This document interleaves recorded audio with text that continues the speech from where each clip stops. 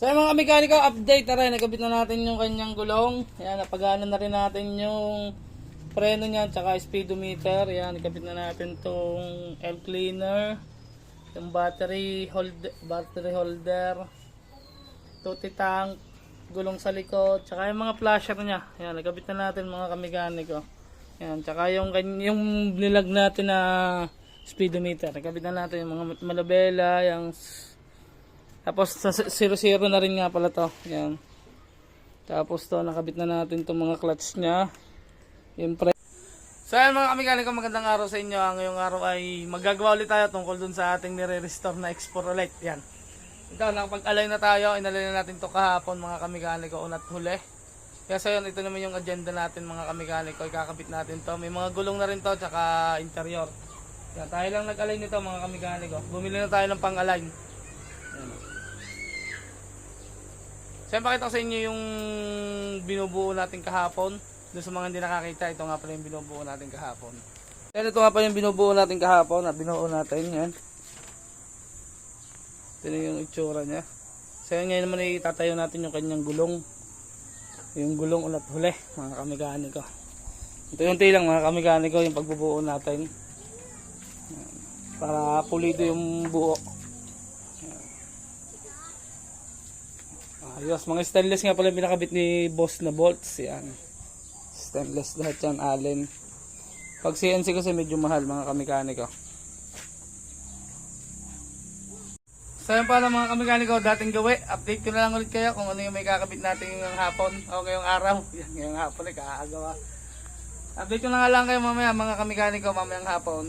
Kung ano yung matatapos natin ngayong araw. Yan, update. So mga mekaniko, update na rin. Nagkabit na natin yung kanyang gulong. Ayan, napagana na rin natin yung preno niya tsaka speedometer. Ayan, nagkabit na natin tong air cleaner, yung battery holder, tuti tank, gulong sa likod, tsaka yung mga flasher niya. Ayan, nagkabit na natin mga kamekaniko. Ayan, tsaka yung nilag natin na speedometer. Nagkabit na natin yung mga malabela, yung tapos sa 00 na rin nga pala to. Yan. Tapos to nakabit na natin tong mga clutch niya. Yung preno. Yan. Nakabit na rin natin yung preno mga kamekaniko.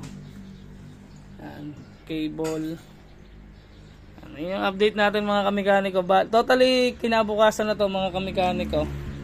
Yan. Kaya hindi ko na kayo na-update. Yan. Nakabit na natin yung sprocket.